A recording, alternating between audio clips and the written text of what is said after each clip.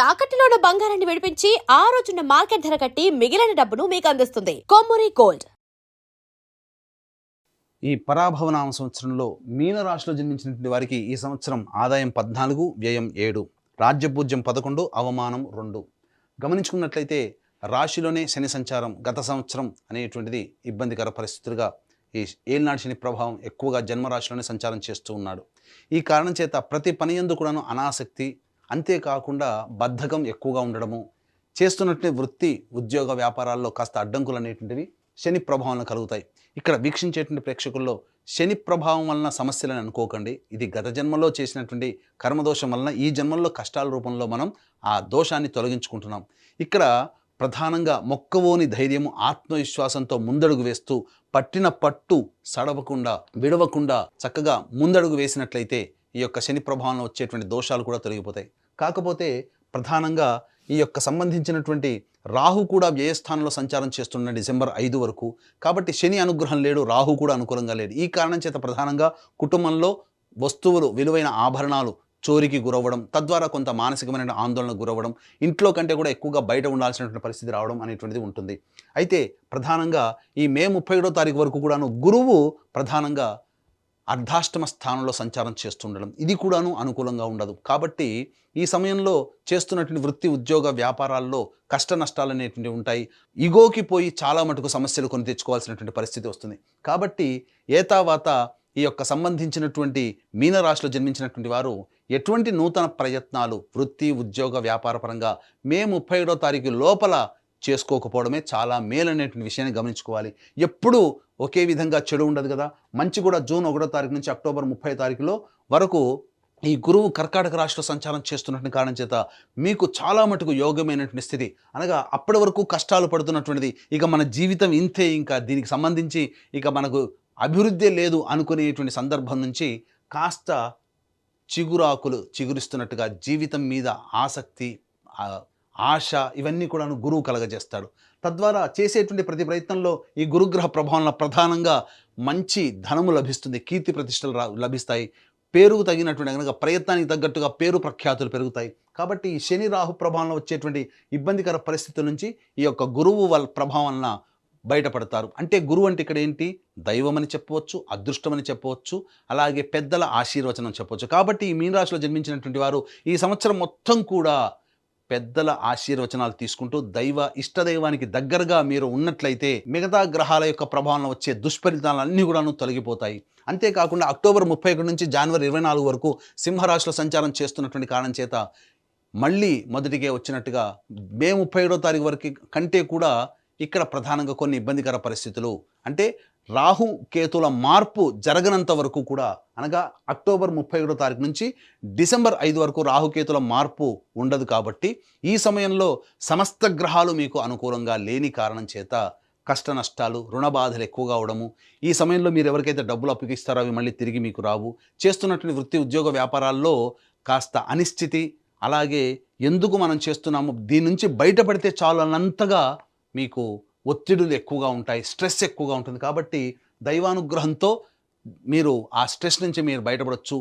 మీకు ఇష్టమైనటువంటి వ్యక్తులు, మీ మంచి కోరే వ్యక్తులకి మధ్య ఈ అక్టోబర్ 31 నుంచి డిసెంబర్ 5 వరకు ఉండడానికి ప్రయత్నం చేయండి. ఆ 2 నెలల 11 రోజుల పాటు మిగతా సమయం అంతా కూడాను అనుకూలంగా ఉండబోతుంది. ఎప్పుడైతే డిసెంబర్ 5 తర్వాత రాహువు మకర రాశిలో సంచారం ప్రయత్నం చేస్తాడో అద్భుతమైనటువంటి ప్రగతి మీ యొక్క జీవితంలో ఉండబోతుంది. తద్వారా మీరు ఆ ధైర్యంతోనే ముందడుగు వేస్తారు. గురువు కూడా అనుకూలంగా ఉండడం అనేటువంటిది భవిష్యత్తులో జరుగుతుంది. ఇక కేతువు కూడాను పంచమ స్థానంలో ఉన్నటువంటి కారణం చేత సాధారణమైనటువంటి ఫలితాలు డిసెంబర్ 5 నుంచి కేతుగ్రహ ప్రభావంలో కలుగుతాయి. కానీ జనవరి 24 నుంచి మళ్ళీ ఉగాది వరకు కర్కాటక రాశిలో గురు సంచార ప్రభావం వలన ప్రధానంగా అన్ని విధాలుగా యోగదాయకమైనటువంటి పరిస్థితి ఉంటుంది. కాబట్టి అక్టోబర్ 31 నుంచి జనవరి 24 అంటే 2 నెలల 27 రోజులు, అలాగే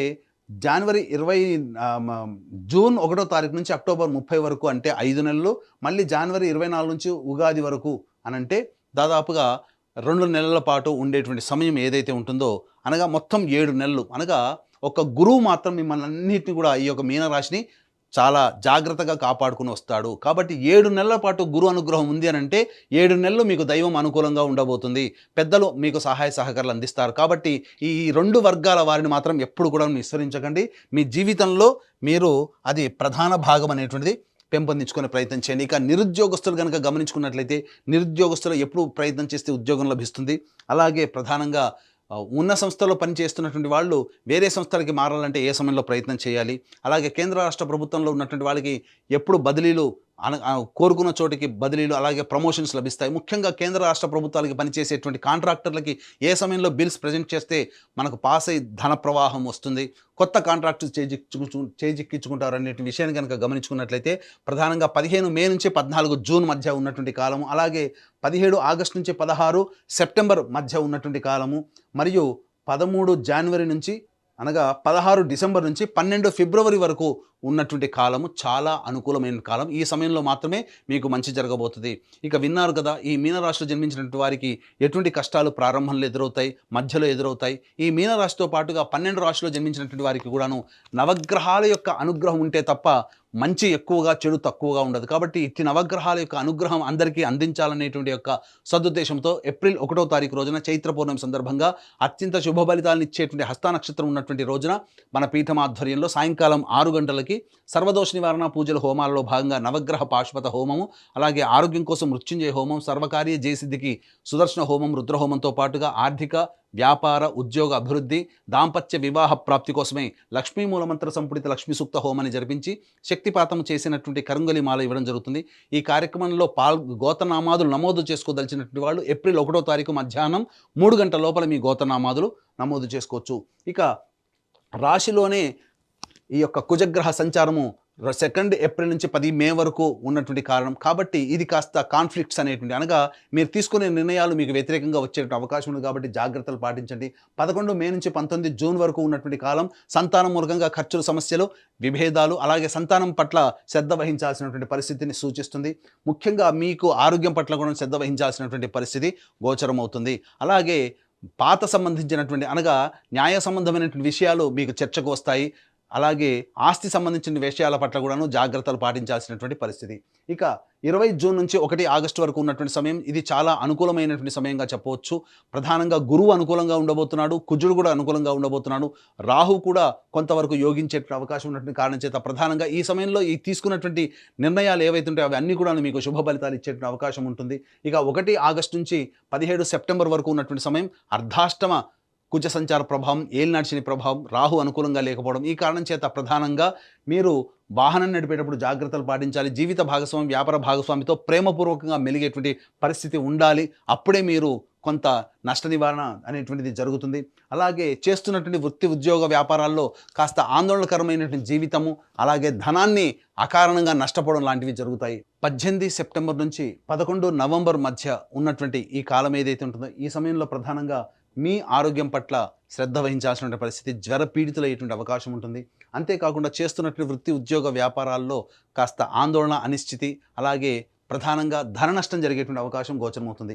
కానీ విలువైనటువంటి 12 నవంబర్ నుంచి 8 మార్చి వరకు ఉన్నటువంటి కాలం ఏదైతే ఉంటుందో ఈ సమయంలో డిసెంబర్ 5 తర్వాత రాహుగ్రహ మార్పు ఉండడం, అలాగే జనవరి 24 తర్వాత మళ్ళీ సంబంధించినటువంటి జనవరి 24వ తారీఖు వరకు కూడాను ప్రధానంగా గురువు సంబంధించి ఈ సింహరాశిలోని సంచారం చేస్తుండడం, జనవరి 24 నుంచి ఉగాది వరకు గురువు అనుకూలంగా ఉండడం, మరియు డిసెంబర్ 5 తర్వాత రాహు అనుకూలంగా ఉండడం, కుజుడు కూడా 12 నవంబర్ నుంచి 8 మార్చి వరకు కూడాను అనుకూలంగా ఉండడం. ఈ కారణం చేత ఏలినాటి శని ప్రభావం లాంటి సంబంధించినటువంటి సమస్యల నుంచి బయటపడి అన్ని విధాలుగా యోగదాయకంగా ఉంటారు.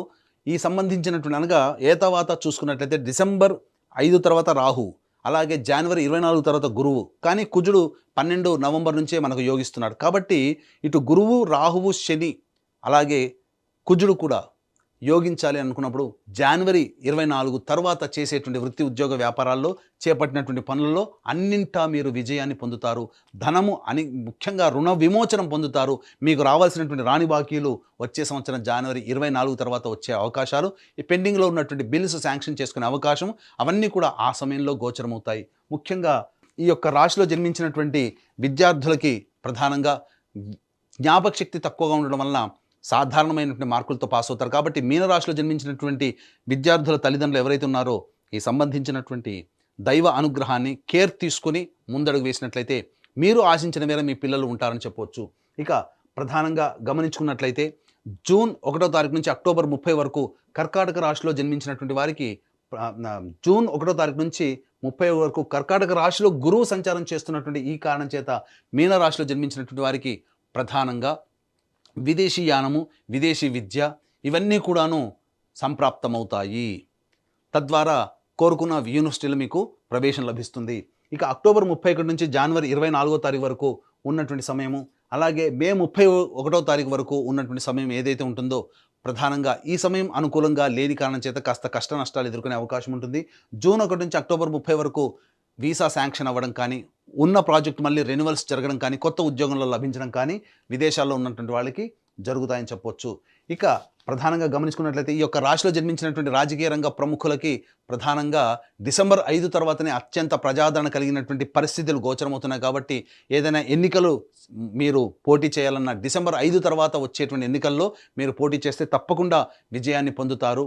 ఏదైనా కానీ నామినేటెడ్ పోస్ట్ కావాలనుకున్నట్టయితే ప్రధానంగా వచ్చే సంవత్సరం సంక్రాంతి తర్వాత పార్టీ పెద్దలతో సమావేశమై నిర్ణయం తీసుకుంటే మీకు విజయం మీ మాట విని మీకు మంచి పదవిని కట్టబెడతారని చెప్పొచ్చు. ఈ యొక్క రాశిలో జన్మించినటువంటి ప్రధానంగా విద్యార్థులకి సంబంధించి కళారంగంలో ఉన్నటువంటి వాళ్ళు, అలాగే 24 ఫ్రేమ్స్ మరియు ఎలక్ట్రానిక్ అండ్ ప్రింటింగ్ మీడియా, అలాగే ఈ సోషల్ మీడియా రంగంలో ఉన్నటువంటి వాళ్ళకి సాధారణమైనటువంటి ఫలితాల కంటే ఎక్కువగా శుభ ఫలితాలు పొందుతారు. నూతన నటీనటులకు మాత్రం అవకాశాలు తక్కువగా గోచరమయ్యేటువంటి అవకాశం ఉంటుంది. అన్నిటికంటే ముఖ్యంగా ప్రధానంగా ఈ మే 31వ తారీఖు వరకు ప్రధానంగా మీ ఆస్తిపాస్తులను కోల్పోయేటువంటి అవకాశం ఉంది. కాబట్టి జాగ్రత్తలు పాటించండి. ధనపరమైన విషయాల్లో మంచి నిర్ణయం తీసుకునేటువంటి ప్రయత్నం చేయండి. అలాగే మంచి అవకాశాలు కూడా అన్నీ నోటిదాకా వచ్చి వెనక్కి వెళ్ళిపోతాయని చెప్పవచ్చు. ఇక ముఖ్యంగా గమనించుకున్నట్లయితే ఈ యొక్క సంబంధించినటువంటి ప్రధానంగా ఈ యొక్క మీనరాశిలో జన్మించినటువంటి రైతులకి మొదటి పంట కంటే రెండో పంట చాలా అభివృద్ధిగా ఉంటుంది. అన్ని విధాలుగా దిగుబడి ఎక్కువగా ఉండడం, రాబడి ఎక్కువగా ఉంటుంది. కౌలుదారులు రుణ విముక్తులు అవుతారు. ఈ యొక్క సంబంధించినటువంటి రైతులకి ఇంట్లో శుభకార్యాలు జరిగేటువంటి అవకాశము గోచరమవుతుంది. ఇక ప్రధానంగా డిసెంబర్ 5 తర్వాత ఈ రాశిలో జన్మించినటువంటి క్రీడాకారులకి ప్రోత్సాహకాలు లభించి అన్ని విధాలుగా మీరు అనుకున్నటువంటి విధంగా మీరు మంచి స్థాయిలోకి ఉంటారు. అలాగే డిసెంబర్ 5 వరకు కష్టపడక తప్పదు. డిసెంబర్ 5 తర్వాత మీ చేసేటువంటి ప్రయత్నం వలన మీ ప్రతిభకు తగ్గ పట్టం మీకు లభిస్తుంది. తద్వారా మీ యొక్క టీంలలో ఒక మంచి మెంబర్గా మీరు స్థిరపడతారని చెప్పవచ్చు. ముఖ్యంగా ఈ రాశిలో జన్మించినటువంటి స్త్రీలకి మీ మాటకి తిరుగుండదు. కోల్పోయినటువంటి జీవిత భాగస్వామి ప్రేమ ఆప్యాయతను తిరిగి పొందగలుగుతారు. కుటుంబంలో గౌరవ మర్యాదలకి లోటు ఉండదు. సంఘంలో కీర్తి ప్రతిష్టలు పెరుగుతాయి. కాకపోతే ధన నష్టం ఎక్కువగా జరగబోతుంది. అలాగే మీ వస్తువులు డిసెంబర్ 5వ తారీఖు వరకు వ్యయ రాహు ప్రభావం వలన వస్తువులు దొంగతనానికి అయ్యే అవకాశం ఉంది. కాబట్టి జాగ్రత్త కాపాడుకోండి. అలాగే ముఖ్యంగా ఎదుటివారితో వ్యవహరించేటప్పుడు ప్రేమ ఆప్యాయతలో ఈ సంవత్సరం అంతా వ్యవహరించండి. ఎవరిని కూడాను తక్కువగా అంచనా వేయకండి. ఈ రాశిలో జన్మించినటువంటి స్త్రీలు ప్రధానంగా ఎవరిని తక్కువ అంచనా ఇస్తారో వాళ్ళే మళ్ళీ మీకు తిరిగి ఇబ్బంది పెట్టేటువంటి అవకాశం ఉంటుంది. మీ యొక్క అభివృద్ధిని, మీ యొక్క మంచితనాన్ని చూసి ఓర్వలేనటువంటి వాళ్ళు మీకు వెనక గోతులు తవ్వే అవకాశాలు ఎక్కువగా ఉంటాయి. కాబట్టి వాళ్ళ పట్ల ఒక ఇంత శ్రద్ధ వహించండి. ఏతావాత ఈ యొక్క రాశిలో జన్మించినటువంటి వారికి అన్ని విధాలుగా బాగుంటుంది. స్థిర చిరాస్తులు అనేటువంటివి సొంతం చేసుకుంటారు. ముఖ్యంగా ఈ రాశిలో జన్మించినటువంటి వారికి ప్రధానంగా జనవరి 24 తర్వాత మీకు సొంత ఇంటి కల నెరవేరేటువంటి అవకాశము గోచరమవుతుంది. ఈ రాశిలో జన్మించినటువంటి వాళ్ళకి ప్రధానంగా జూన్ 1వ తారీఖు నుంచి అక్టోబర్ 30 మధ్య కాలంలో వివాహం కావాల్సినటువంటి స్త్రీ పురుషులకి వివాహం నిశ్చయమయ్యేటువంటి అవకాశము ఎక్కువగా గోచరమవుతుందని చెప్పొచ్చు. ఏ తర్వాత చెప్పొచ్చేది ఏమిటంటే ఈ యొక్క మీనరాశిలో జన్మించినటువంటి వారికి కొంతకాలం అనుకూలం, కొంతకాలము ప్రతికూలం. కాబట్టి మీనరాశితో పాటు 12 రాశిలో జన్మించినటువంటి వారికి నవగ్రహాల యొక్క అనుగ్రహం సంపూర్ణంగా ఉంటేనే మంచి ఎక్కువగా, చెడు తక్కువగా ఉంటుంది. కాబట్టి దీన్ని దృష్టిలో పెట్టుకుని ఏప్రిల్ 1వ తారీఖు రోజున మన పీఠం ఆధ్వర్యంలో జరిగేటువంటి సర్వదోష నివారణ పూజలు, హోమాలలో గోత్రనామాదులు నమోదు చేసుకొని ఈ యొక్క కరుంగలి మాలను సొంతం చేసుకోవడం ద్వారా అన్ని విధాలుగా మీ యొక్క జీవితంలో నవగ్రహాలు అనుగ్రహించి మీ కళలను సాకారం చేసి మీరు ఊహించిన విధంగా మీ జీవితంలో స్థిరపడాలని కోరుకుంటూ సర్వం శ్రీ ఉమామహేశ్వర పరబ్రహ్మార్పణమస్తు.